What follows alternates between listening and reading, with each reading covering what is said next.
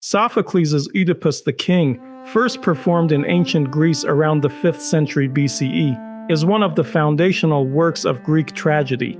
The play follows Oedipus, king of Thebes, as he attempts to discover the cause of a devastating plague, only to uncover a terrible truth about his own identity and past. Sophocles' literary style combines dramatic irony, tightly structured investigation, poetic dialogue, prophecy, and tragic suspense. The audience gradually watches Oedipus move closer to a truth he desperately seeks but cannot recognize until it is too late. The play explores themes of fate and free will, truth and blindness, identity, pride, knowledge, guilt, and the limitations of human understanding. Oedipus the King remains important for its enormous influence on tragedy and Western literature, and for its enduring question of whether human beings can ever escape a fate they unknowingly help bring about. The story starts with Thebes in crisis. Oedipus the King comes out of the palace and finds priests and desperate citizens gathered before him. The city is being destroyed by a terrible plague. Crops fail, women lose children, animals die, and the people beg their king to save them. Oedipus tells them that he already feels the city's suffering deeply and has sent Creon, his brother-in-law and fellow ruler, to the oracle at Delphi to learn what must be done. Creon returns with Apollo's answer. The plague will end only when the murderer of Laius, the former king of Thebes, is found and driven out. Laius was killed years earlier while traveling to consult an oracle, and only one man from his party survived. At the time, Thebes was too consumed by the terror of the Sphinx to investigate properly. Oedipus, who once saved the city by solving the Sphinx's riddle, now promises to solve this old crime as well. Before the people of Thebes, Oedipus calls for anyone with knowledge of Laius's murder to speak. He offers protection and reward to anyone who helps, but when no one comes forward, his confidence turns into anger. He curses the unknown killer and anyone hiding him. He even declares that if the murderer is found within his own household, that person should suffer the same punishment. Without realizing it, Oedipus places a curse on himself. The blind prophet Tiresias is brought in, led by a boy. Oedipus begs him to reveal the truth, but Tiresias resists. He says he knows too much and wishes he did not. Oedipus grows furious and accuses the prophet of helping hide the murderer. Finally, pushed past silence, Tiresias tells Oedipus that Oedipus himself is the pollution-destroying Thebes. Oedipus refuses to accept this. He mocks Tiresias' blindness and decides that Tiresias and Creon must be plotting against him. Tiresias answers in riddles, warning that Oedipus does not know who he truly is. He says the murderer of Laius will be revealed as both father and brother to his children, and both son and husband to his mother. The chorus is disturbed but refuses to condemn Oedipus without proof. Creon enters and denies any conspiracy. He argues that he already has influence and comfort without the burden of being king, so he has no reason to seize the throne. Oedipus is too angry to listen and wants Creon dead or exiled. Jocasta, Oedipus's wife, enters and calms the argument enough to prevent immediate violence. Creon leaves, still insisting on his innocence. Jocasta tries to reassure the king by dismissing prophecy. She tells him that an oracle once warned Laius he would be killed by his own son, but that their infant son was abandoned to die, and Laius was later killed by strangers at a three-road crossing. Instead of calming Oedipus, the details unsettle him. The place she describes sounds familiar.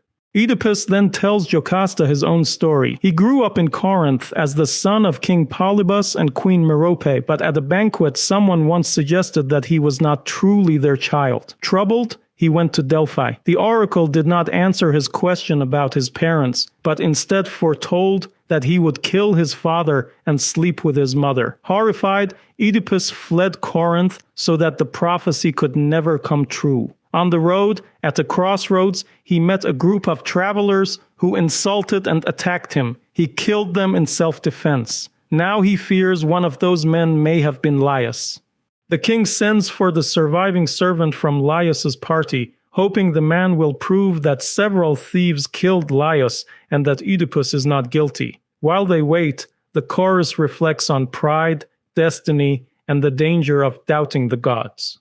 If the oracles are false, then the whole moral order of the world seems uncertain.